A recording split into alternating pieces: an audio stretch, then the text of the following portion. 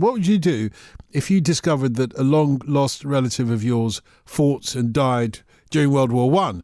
Well, the lady I'm about to introduce you to discovered that her Grenadian relative, Lazarus Francois, did just that, and she decided to write a play about her discovery. Well, Kat Francois wrote the play Raising Lazarus, which is on at the Roundhouse in Camden for 3 nights next week. Kat, good evening. Welcome to the programme, Laura. Good evening. Thank you for having me. How did you stumble on this relative of yours? Well, it really was a stumble. I was taking my other half to Grenada, 2009. He'd never been before. So he picked up a book called it was by a woman called Beverly Steele, A History of Our People. And he was reading the book and he came across the name Francois on a memorial in the capital, St. George's. And he said to me, Kat, have you got a relative who fought in the First World War? And I remember getting vexed. I was like, no, don't be stupid, because I'm the nosy one in the family. I know everything. So I just rejected it because I couldn't grasp on the fact that maybe there was a really important part of my family history I didn't know. You know, these things play on your mind. Grenada's a small space. It's only 21 miles long and 12 miles wide. So, you know, I had to accept that maybe. Spoke to Mum. Mum said no. She never heard of no Lazarus Francois. Spoke to my gran.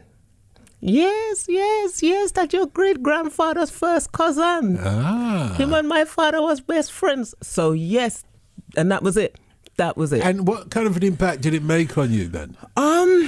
It was quite an emotional impact, actually, because all I kept on thinking about is growing up and not knowing about Lazarus. Like, I don't know about you, but during history in school, we were never taught about the Caribbean or the African contribution. So, you know, I'd snore away in history lesson. Who wanted to learn about Henry VIII and all the wives he killed off and murder and whatever? Well, the royal family do, because that's one of their ancestors. Exactly, yeah, but Prince William and Prince Harry love that part of history. Exactly. But for us, I think for a lot of black kids in school, it was boring. It had no relation to us. And, you know, the funny thing is, in a lot of Caribbean and African countries, that's the same thing that they're teaching and not even learning their history. But when I found out, it did really have a profound effect on me, because I thought, oh my gosh, all them times them old English white people would say, why don't you go back to where you come from? I could have told them, well, I've got a right to be here. Of course you have. My relative fought for the British. Yeah, I think it is. But just the fact that he fought for the British, does that give you a stake in the country that you never had before? I think so. My blood was spilt in it. Yeah, I can see where you're coming from. Yeah, fam. You know, my relative left little old Grenada. But what about us? Years ago. But what about us who don't have that connection? It doesn't or don't matter. necessarily It's have our discovered people. that connection? We don't need to have a direct connection. It's black people. It's our people. Do you feel more British then? Do you feel more British or more Grenadian? That is a very good question. Yeah, of course it is. That's why I'm sitting here asking what? it. Wouldn't say I feel more British. I think it actually makes me feel more Grenadian. Really? But it makes me feel like I've got more of a stake and definitely more of a right to be here. Yeah. You know, when you grow up here and you have kind of racist incidents happen, it does shake your core a little bit, because especially when you're raised here, my mum and dad are from Grenada.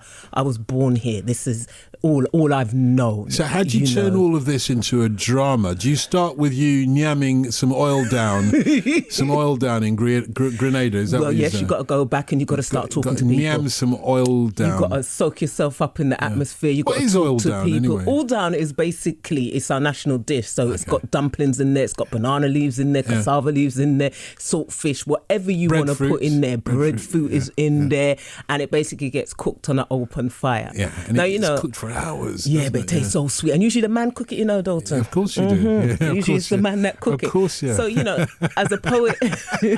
He's trying to say something. No, I'm not quite sure what you're I'm just saying, you know, Grenadian men know how to cook. My so wife's listening, don't worry. Yeah.